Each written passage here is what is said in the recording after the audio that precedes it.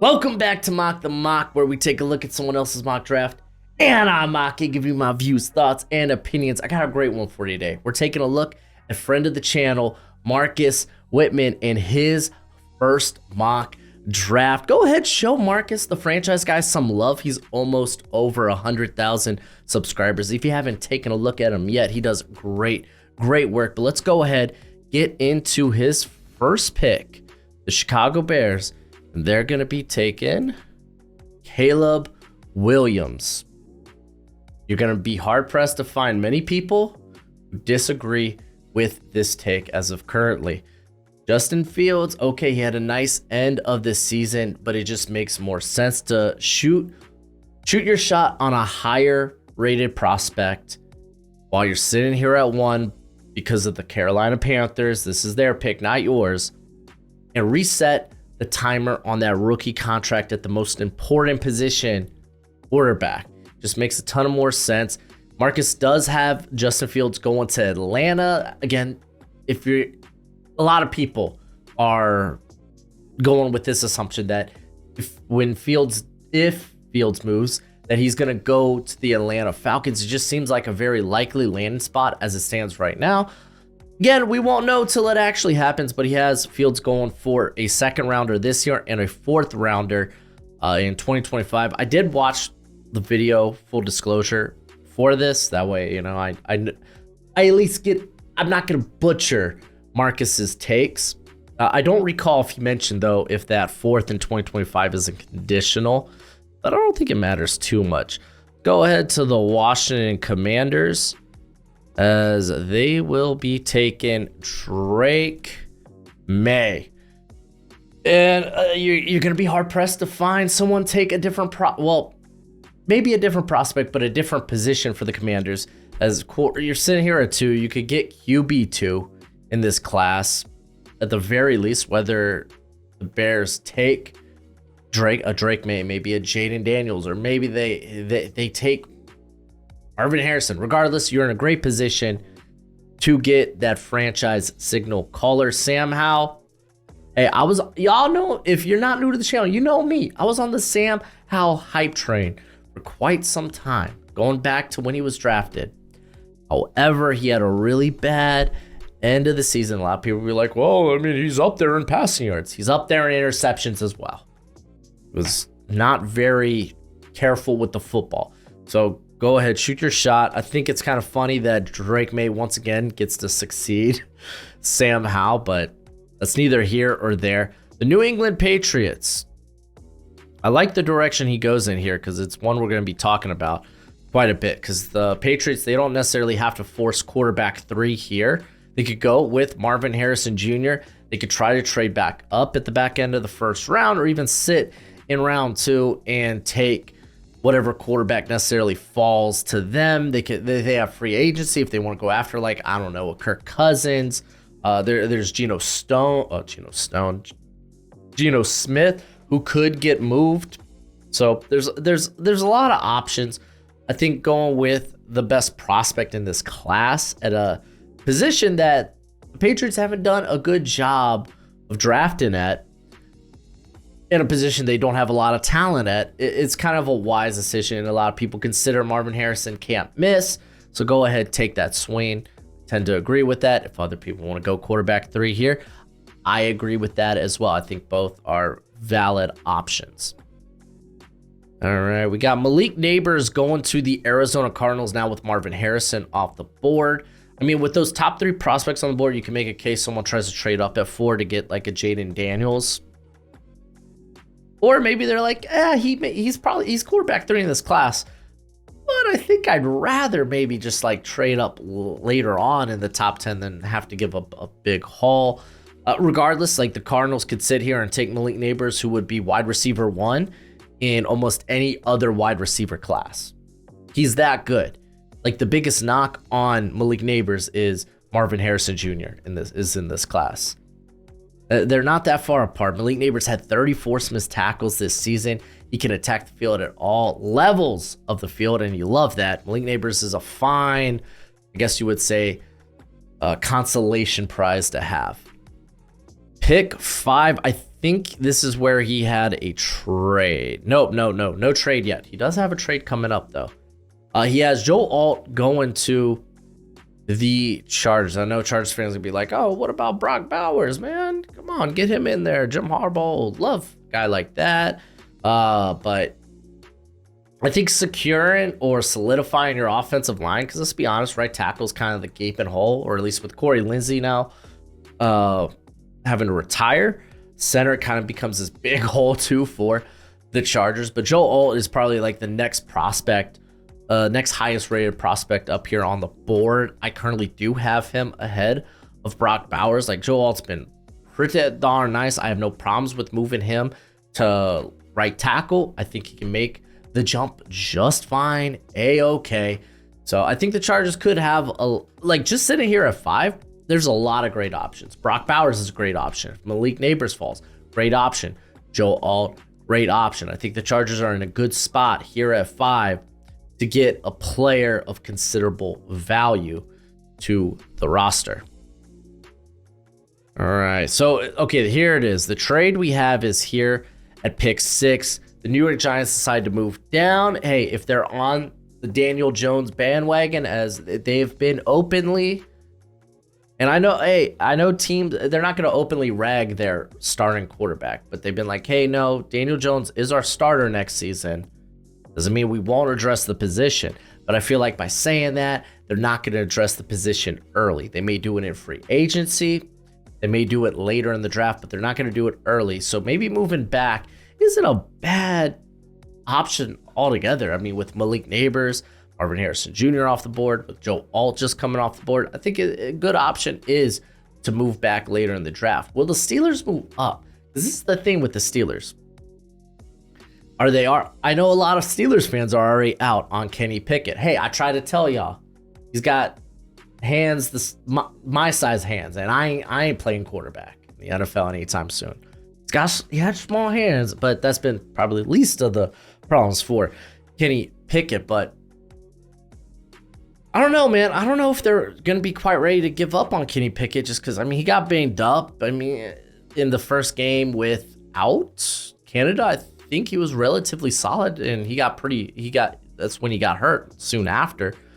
And I mean, you are going to have to give away considerable draft value just to move up and get Jaden Daniels. So like in this trade, it's a swap for first. So the Giants are going to move back to 20, but they get a first next year, they get a third next year, and then they get a third and a fourth this year. So a lot of value there for the Giants. And then obviously the Steelers move up to get Jaden Daniels, which, hey man, they're going to get a mobile quarterback. We haven't seen one of those for Steelers since like, what? Was it Dennis Dixon? But like full time, I guess you could say Cordell Stewart. But yeah, it'd be interesting, definitely. All right, pick 7. We got the Tennessee Titans taking Olu Fashanu. This is like kind of a gimme pick. Titans are another team that's kind of in a great spot where even if Joe Alt comes off the board, they're probably going to be fine with maybe Olu Fashanu, or people even talked about maybe like a JC Latham or Telenisa Fuaga who can jump him. Regardless, I think this is a good pick because it's a pick of desperation. You know, the Titans' offensive line was absolutely terrible this past season. It really was. Now with Brian Callahan, a guy who, well, coming from a team that didn't necessarily have the best offensive line for Joe Burrow, he'll probably be like, yeah, no, we got to get this fixed. I've seen it go downhill real quick. We need to get this fixed. So Olu going here. Some people are a little down on Olu, thinking, oh man, I don't know if he could really take NFL power. This year wasn't nearly as encouraging as the previous season was, but I think Olu's going to be fine, man. I still consider him a blue chipper, even though I think he's like the last guy I have listed as a blue chip prospect. Pick 8. We got the, what is this, Atlanta Falcons? Yep. Remember, they have Justin Fields, so now they're going to take Dallas Turner. They're going to get edge rush, this is huge. I think you kind of like kill two birds with one stone. You get your quarterback, hopefully of the future.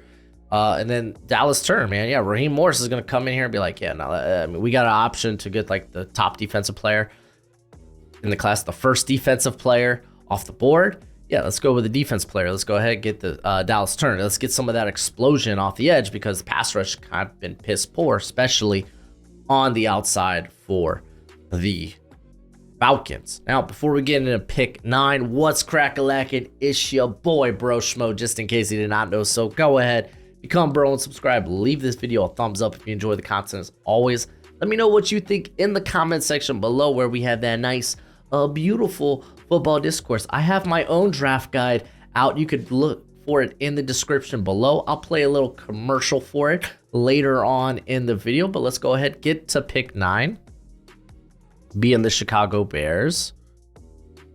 And that, must not be too far after here. They go Rome Odunze. I love this. You got your franchise quarterback, grab someone to pair up with DJ Moore and just give Shane Waldron all of the weapons for his new franchise quarterback. Rome Odunze, DJ Moore, that's just freaking nuts. That's crazy. I'm going to be honest with y'all. I would have considered Rome Odunze there for the Atlanta Falcons pick.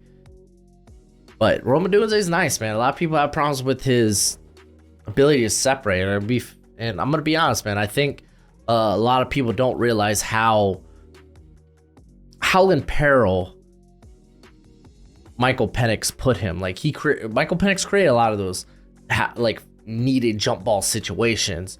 So, and I mean that's not to like put all that on Penix, of course, but I just want to say it's not all Odunze. Like there were a lot of plays out there where he had plenty of separation. The ball was just kind of thrown as a 50-50 type of ball.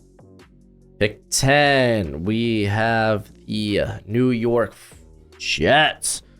What are you going to do for Aaron Rodgers? They're going to the Nisa Fuaga. I love that he's starting to get all this like top 10 love now. Like I've even seen him as OT2 off the board. I think that was in Daniel Jeremiah's. He's going to be at the Senior Bowl. I'm excited. Today they're doing all the weigh-ins, the measurements and whatnot. And I'm excited to see how he measures out at. But he's a guy that comes in with a real mean streak, lots of power, good movement skills as well. So I'm very excited. The Jets would love to get a tackle here, get some protection for Aaron Rodgers. You could also make the case maybe a Rome Odunze would be a very sexy option. Maybe even a Brock Bowers would be a sexy option. But ultimately, I kind of settle on offensive line, feeling like the right move. Again, a lot of this depends on what they do via free agency, because free agency, I think the offensive line class is actually pretty solid. So yeah, we'll see what happens with that. Going on number 11, it's the Minnesota Vikings. And oh, look at that picture of the man, the myth, the legend himself. But I need to know, who do you got for the Vikings? Nope. It's Jared Verse. There we go. It's Jared Verse, the edge from Florida State. I don't know why he's not, like, a lot of people seem down on him. I don't get it. I think he's got a good first step. I think he's got a good body. He's really playing really any scheme. And I think he's just stupid powerful, man. I really do. I think he was much improved as a run defender. Does that mean he's now just a really good run defender? No, it just means we saw progress this past season in that the Vikings, they desperately need for one quarterback, but Marcus in this video talks about how he believes Kirk Cousins probably will come back, which kind of enables the Vikings not to have to like do whatever they can to get a quarterback with this pick. And I say with this pick, meaning trading up or whatnot, not just sitting here at 11 and hoping and praying.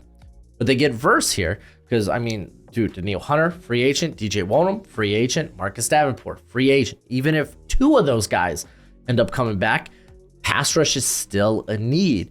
They weren't necessarily getting home. I mean, this team was blitzing like 60% of the time.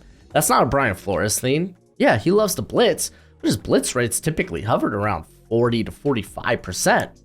This was insane, 60%. He's not doing that because he believes in his defensive line to get pressure. doing that because he had to. So I like the pick there, and I love the pick here for the Broncos, as we kind of saw already. It's Bo Nix. I think he's a perfect Sean Payton quarterback. This is the type of quarterback that Sean Payton would love to have. I don't believe Russ is going to be back with the Broncos. So Bo Nix here, I think for one, he's my quarterback 4. You go check out my quarterback rankings. I've already done all my post-college season rankings. We'll get into like the draft cycle and whatnot, as I'm hoping tonight to have a Shrine Bowl video out for y'all. And tomorrow, do expect a weigh-in video for the Senior Bowl as well. We're gonna have a lot of draft content this week. It's gonna be one fun week. I'm also gonna do a watch along for the Senior Bowl. Don't know if I'll do one for the Shrine yet. Haven't decided, but I like the Bo Nix pick right here for the Broncos. Pick 13 is gonna be the Raiders. They're gonna go with Troy Fautanu. This one I found pretty interesting. I feel like everyone and their mom is more high on Fautanu than I am. Like, I get to like pick 16 and I'll think about him.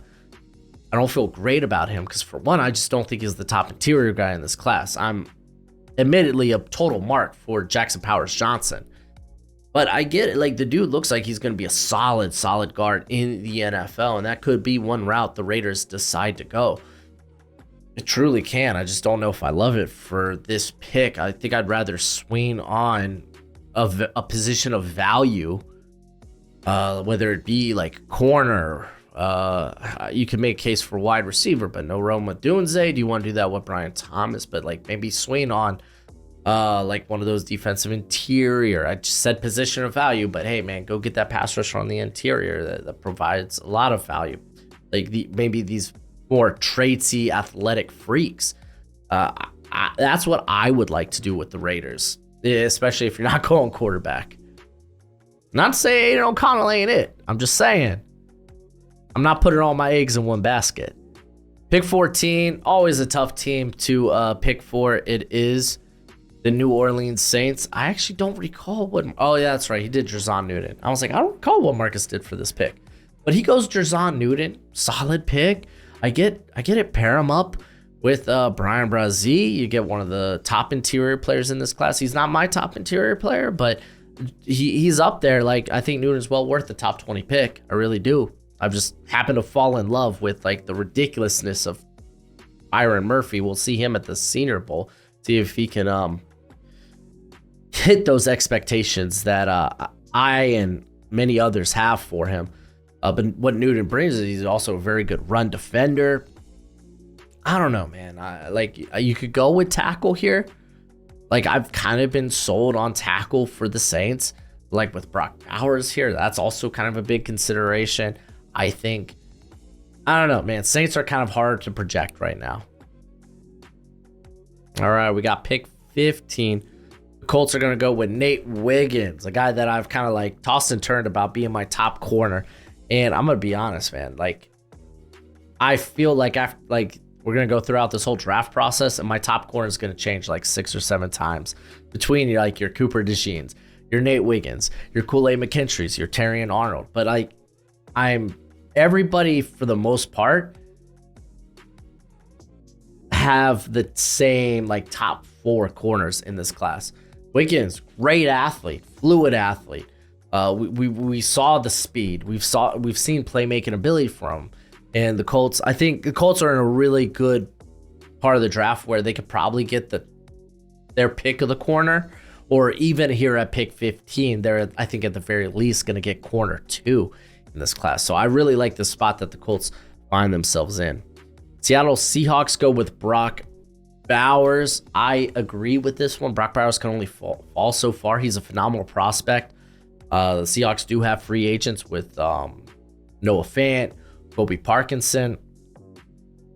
So they find themselves in a good option where they're picking for value here at this point. And suddenly, like, that offense just looks scary. I know some Seahawk fans be like, oh no, we should do this, we should do that. But like, I feel like if value is like slapping you in the face like that, you just gotta go take it.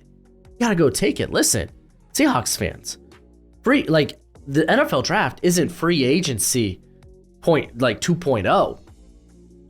The NFL draft is where you should just take the top players, so you can just add to that threshold of talent your team meets. You're trying to get the best players in general. I think almost regardless of position, for the most part, you do want to take positional value into account and whatnot. But I wouldn't even be looking at what my holes are necessarily on the team. I know some people like, oh, does that mean quarterback? Like, quarterback's a little bit of a different story. It's a position that gets overvalued in the draft because you want to find those potential top 10 or even like elite level players. So it's a little bit of a different story. But yeah, Brock Bowers, I think, is a good pick here. Before we get into pick 17, I gotta give a shout out to Underdog Fantasy. Just because we're on the road to the Super Bowl doesn't mean Underdog Fantasy got nothing for you. They'll have props and promos for the Super Bowl, but they do all other sports.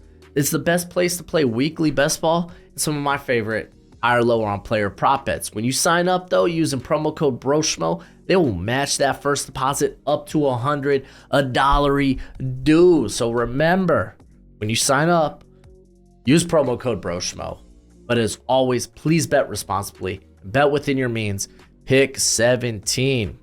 Jacksonville Jaguars, Brian Thomas. Everyone and their mom's making this pick because it's a good pick. I like this pick. Brian Thomas, I think, is kind of like the more you watch and of him, you're like, yeah, he's probably the top of that next tier of wide receivers just because he's a phenomenal athlete.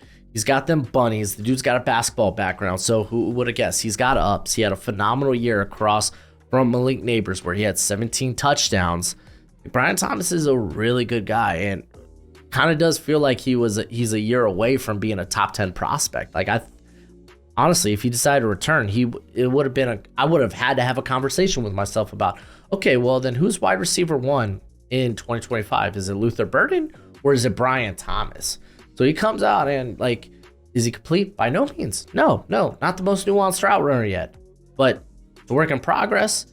He's getting there. I feel like he could take like a Troy Franklin step. Like Troy Franklin, I thought, took that next step to where he was like, yeah, no, this guy's a very good, very crafty route runner. I feel like Thomas can take that next step. So pretty high on Thomas. Cincinnati Bengals go with Amarius Mims. I thought it was very interesting. We're seeing a little JC Latham fall here because honestly, I feel like he's the guy that most people kind of have a consensus opinion on, like being OT3 or at least OT4. But I'm all for it, man. I love Mims. I wish Mims played more this past year. The ankle injury really sucked. But the Bengals really need to fill in that right tackle spot. Jonah Williams is a free agent, but even if he was not, I think you're still looking at this position.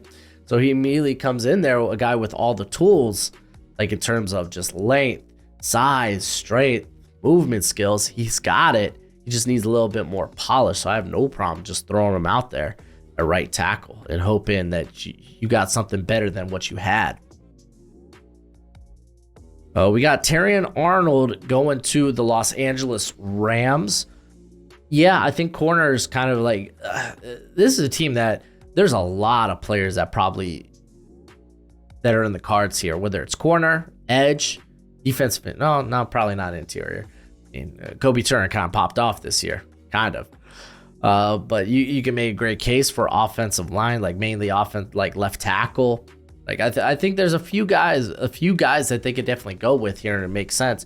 But taking your shot on Terrion Arnold, who has inside and outside versatility, this is a position where you were either small or unathletic at. Like you just didn't have a guy that kind of like was normal size and very good athlete. They just didn't have that guy on the roster. Terrion Arnold is a phenomenal athlete that gives you really good size as well. So it's like, I like that pick for the Rams. All right, this is pick 20 and JC Latham going to the Giants. So they're swinging again on an Alabama offensive lineman. And I get what Marcus did here. You know, it's like, even if they want to run it back with Evan Neal, they're like, no, we believe he is our tackle there. We're hoping he takes that next step in year 3. JC Latham kind of feels like, okay, he's a failsafe at that point, but at the very least, you're going to be playing him at guard. Or maybe vice versa. Maybe you try to kick Evan Neal into guard and hope it works out. Hope it's kind of like an Eric Flowers type of experiment. I get it though. You want to get better at the offensive line. Offensive line was very pee poo poo for the Giants. I think this is a really good value for Latham. Pick 21. It's my Miami Dolphins. Or is it? It's not. It's going to be a trade. He's got the Green Bay Packers moving up. Dolphins get a 3rd and a 6th. Dolphins don't have a lot of draft capital after the 2nd round. I don't think we have a pick till the 5th round after our 2nd round pick. So we get a 3rd rounder there. We get a 6th. So that's kind of nice. I get it. I think Greer would be wise to look for a trade down opportunity here, given the team, not necessarily their needs, but also like you look at some of the talent, like some of your starters, and just where is their talent threshold at? It's like, okay, it's really the offensive line. You just had an offensive lineman taken in front of you. It's like, okay, yeah, moving down. Let's move to the back end of the 1st. All right, yeah, pick 25 and see if we could get more draft picks, but also still get a guy that we really like. Packers move up to get Cooper DeJean. I love Cooper DeJean. I know he's got listed as DB. I think he'll play corner, no problem. I get it. He can give you that versatility because of his athleticism and his size, but I'm still playing this guy at corner. I'm still doing it. Currently corner 1 for me. Big fan. I like the pick. Oh, we got who at 22?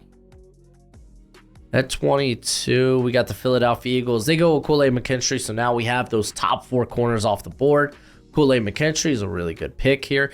It runs right in line with apparently what the sneaking Eagles like to draft. Oh, are you part of Georgia or Alabama? Come on in. Feel welcome. Just another Alabama Georgia corner in the cornerback room there. Like Darius Slay, like James Bradbury, they weren't good this year. The pass defense was really bad, especially in the second part of the season. You don't know what, like, you're encouraged, but you kind of hope, like, you don't know what you have in, like, Eli Ricks, Keely Ringo, Josh Jobe. Anything, it's like you've seen things you've liked and not liked about those guys. So bring in more talent, bring in more depth, bring in more competition. Corner, by far, the most volatile position on an NFL roster. Go and take care of that. Pick 23 is the Houston Texans. They go Quinyon Mitchell. Very interesting pick. I haven't, like, I think I played with earlier in the year that, okay, yeah, Steven Nelson. I think, I don't necessarily know if he's a free agent or not, but I mean, you get a younger corner there. Because, like, Nelson's like a really good journeyman, but he's a journeyman nonetheless. Pair up with Derek Stingley. Quinyon Mitchell, someone who is going to be at the Senior Bowl, and a lot of people are expecting to put on an absolute show because you're going to get to see him play and press on those one-on-ones. And that's kind of the big question. Toledo played a lot of off coverage. So a lot of people are very fascinated in Quinyon Mitchell, and I don't blame them. I don't mind the pick here. I would have considered Byron Murphy, but again, I'm kind of a mark for him. Pick 24, Dallas Cowboys. They go Keon Coleman out of Florida State. A lot of people don't really know how to feel about Keon Coleman. Yeah, he just has that alpha X wide receiver vibe. He's got the size. He's got the strength, but doesn't consistently separate well. I'm kind of curious how he's going to test out. So people don't really know how to feel about him anymore. I think back at, because I just released my wide receiver rankings, and I think he ended up being wide receiver 5 for me, just because, like, man, you sit there at the back end of the first, and I feel like I'd still want to take a shot on a Keon Coleman, even if he ends up just being like Michael Pittman, which still really good. So I like this pick for the Cowboys. Pair him up with your CeeDee Lamb and your Brandon Cooks, who I believe they have for another year. Cowboys are another team that's like they could do a variety of different things. All right, so Marcus goes for the Dolphins. He goes with Graham Barton. I get people like Graham Barton. He's very versatile guy that came in as a guard prospect but played center. his first year, then moved to left tackle and was really good there. I'm kind of curious what he's gonna like weigh at and measure in at when these Senior Bowl measurements come in. I'm kind of curious about that. A lot of people see him as a center. I think he's a little tall for a center, but I don't think that'll be a problem for him because the dude just plays low and he plays strong. And I mean, with that versatility, that would be very valuable for the Dolphins. He can play guard, he can play tackle. Terran Armstead doesn't know if he's going to be playing football next year. Our left guard position is wide open. Robert Hunt, free agent. Connor Williams, tore his ACL, and a free agent. We got problems. We got question marks. I got no problem with this pick. All right. Before we get into pick 25, like I said, I have a draft guide. It's pretty darn good, but don't take it from me. Take it from me.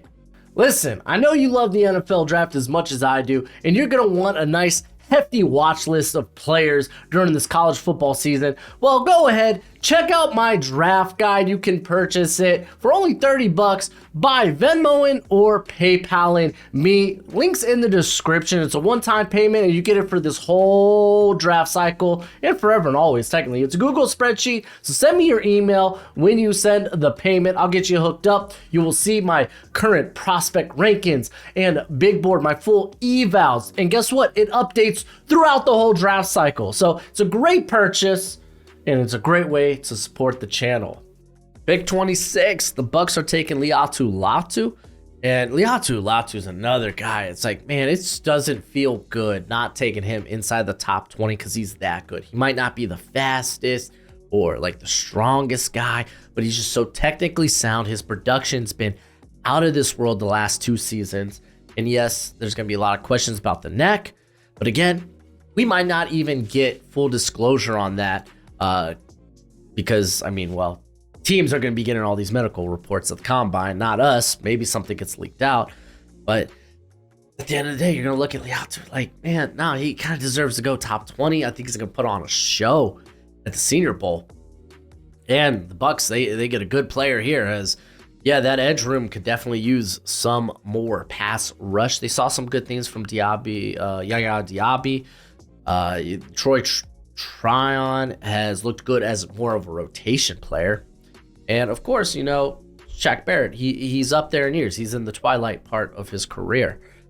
So like getting a little bit better in terms of pass rush is kind of a good thing. Pick 27, this is the Arizona Cardinals. I think this is Byron Murphy. It is Byron Murphy. I love this pick. If you look at their interior, really the parts moving forward, it's really just Dante Stills. That's about it. Because you look at that interior, and I think Leaky Fotu is a free agent, which is good, fine. I think, I don't know if Ledbetter is, but like he's a depth guy. So like get him better on the interior, I think is just a phenomenal option. If you got him or Jerzon Newton staring you in the face, I think you kind of just send it with that pick. Buffalo Bills go with Xavier Leggett. I love Xavier Leggett. This is such a wild receiver class because it's just so talented. And I feel like I'm lower on a guy that I love than the general consensus. It's kind of funny. Like I have him as a top 50 prospect, but like I think he rarely ever like sneaks into my like first round mocks. Just sucks. But like he is kind of DK Metcalf-esque. Like he's more lawn speed than anything else. He's not a guy that's going to have a huge route tree because he kind of turns like an SUV. But in terms of size, what he is at the contested catch point, what he is when he gets going, kind of nuts. I think it was like GPS had him down at 23 miles per hour at one point this season. And this is perfect for the Bills because, well, Gabe Davis is a free agent, and Gabe Davis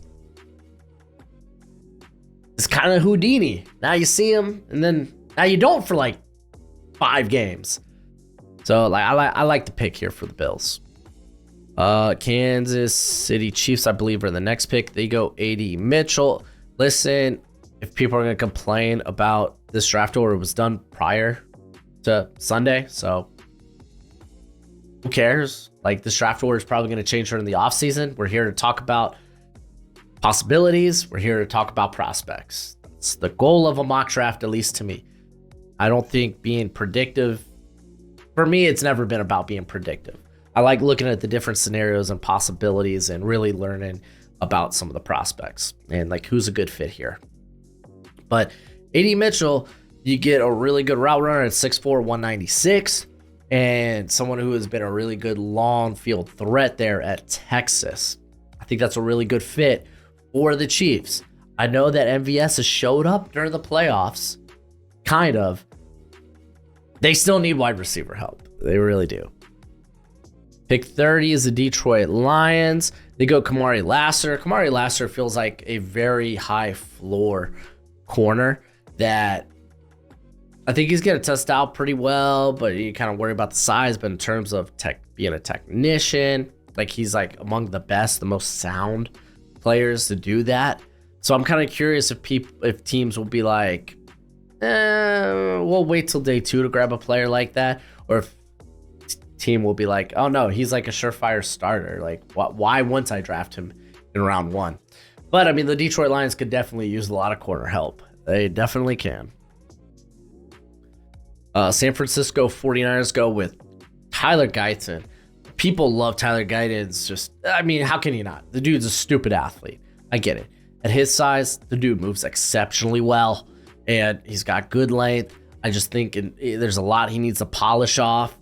I honestly, I've said this openly that I was more confident of Anton Harrison as a day 1 starter than Guyton, but people are going to look at that ceiling on Guyton. That he's probably going to go in round 1, and this is actually a perfect fit where he could go play right tackle immediately and maybe eventually be an heir apparent to Trent Williams, but at the very least, I think he'd be a very productive tackle. And I mean, the movement skills work perfectly for this Niners offense. And then the final pick is Trey Benson to the Ravens. Now, Marcus admittedly said this is just someone he wanted to highlight in this draft. Not saying this is necessarily he thinks a run back can go round 1. But nonetheless, like we could talk about, oh yeah, they need more gusto in the run game because injuries have kind of like really screwed the Ravens with J.K. Dobbins, and then you had Keaton Mitchell go down. And you get a back, honestly, it'd be a good compliment to Mitchell. And for me, Benson, like, yeah, he's my top back too. I did my running back video like a week ago or so, and I was just like, I have a hard time not having Benson still be my top back in this class. Like in terms of size, speed, contact balance, like I think he's got it, man. He could be a home run threat at any given time. Like I'm a huge mark for Trey Benson. I was going into the season, and I still am, even though like Florida State didn't feed him the way he deserved. And hopefully he could go to a team that will do just that. But yeah, that's it for the mock draft. Let me know what you think in the comment section below. Go ahead, check out Marcus's channel, That Franchise Guy. Go ahead and subscribe if you aren't already. He's got wonderful content. And as always, until next time, you be easy, my friends. Later.